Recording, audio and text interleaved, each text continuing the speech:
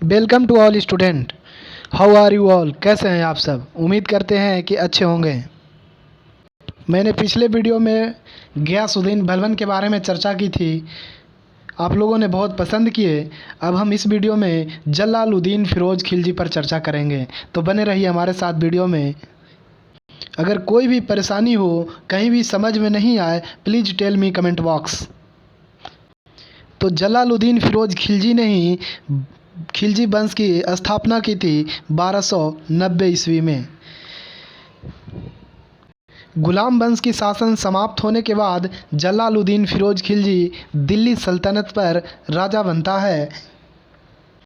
13 जून 1990 ईस्वी को दिल्ली की गद्दी पर बैठता है।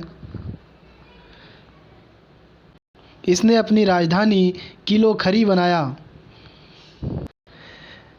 जलालुद्दीन फ़िरोज़ खिलजी राजा बनने के पहले ये बलबन के यहाँ एक सेना नायक था। सैन्य विभाग में काम करता था और मंगोलों का विशेषज्ञ था, अर्थात मंगोलों से लड़ने में बहुत दक्ष था।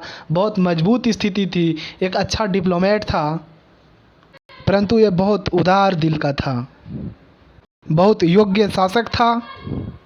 जलालुद्दीन फ़िरोज़ खिलजी कहता था कि मेरा शासन जनता के स्वैच्छिक समर्थन पर आधारित होना चाहिए, तभी मैं शासन कर पाऊँगा। इनके राज्य पर मंगोलों ने आक्रमण कर दिया और वो 2 लाख सैनिकों के साथ थे। तो जलालुद्दीन फ़िरोज़ खिलजी ने उनकी परास्त कर दिया और 2 लाख सैनिक इनसे हाथ जोड़कर गिड़गिड़ाने लगे कि मैं अब अपने देश नहीं लौट सकता। तो इन्होंने अपने देश में रहने के लिए शरण दे दी थी। दिल्ली में आज भी उस जगह का नाम मंगोलपुरी है। सुल्तान जलालुद्दीन फ़िरोज़ खिलजी का एक भतीजा था और उसी से अपनी बेटी की शादी भी की थी। उसका नाम है अलाउद्दीन खिलजी। वो इलाहाबाद के कड़ा मनिकपुर का सूबेदार था। वह बहुत महत्वाकांक्षी था और उसे लगता था कि हमारे चाचा दिल्ली सल्तनत को ख़त्म कर देंगे। वो मन ही मन दिल्ली सल्तनत को पाना चाहता था।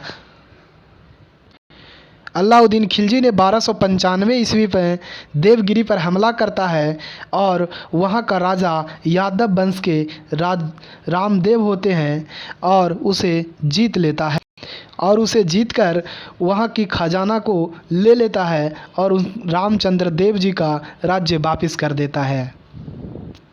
और उनके राज्य वापस करके वो अपने राज्य लौट जाता है, दिल्ली सल्तनत इलाहाबाद के कड़ा मनिकपुर। ये खबर से अपरिचित थे जलालुद्दीन खिलजी। जब ये खबर उनके पास पहुंचता है किसी गुप्तचर के द्वारा, तो बहुत खुश होते हैं कि हमारे भतीजे ने पहली हमला किया और वो जीत गया। अलाउद्दीन खिलजी ने अपने चाचा सुल्तान जलालुद्दीन खिलजी को कड़ा मनिकपुर मिलने के लिए बुलाता है। देवगिरी के पास कड़ा मनिकपुर यमुना और गंगा की जहाँ मिलन होती है वहाँ पे, और वो अपने चाचा को उसी समय मिलते समय गर्दन काट देता है अलाउद्दीन खिलजी ने। इस प्रकार मोहम्मद जलालुद्दीन फ़िरोज़ खिलजी का अंत हो जाता है और तुर्की सरदार का दिल्ली सल्तनत पर शासन करता है। अलाउद्दीन खिलजी ने 1296 ईस्वी में दिल्ली की गद्दी पर बैठता है। तो थैंक यू दोस्तों, बहुत बहुत आपको दिल से आभार व्यक्त करता हूँ। हमारे साथ वीडियो में बने रहिए, चैनल को सब्सक्राइब करिए, बेल आइकॉन दबाइए, अपने दोस्तों में शेयर करिए। वीडियो कैसी लगी आप हमारे कमेंट बॉक्स में ज़रूर बताएं।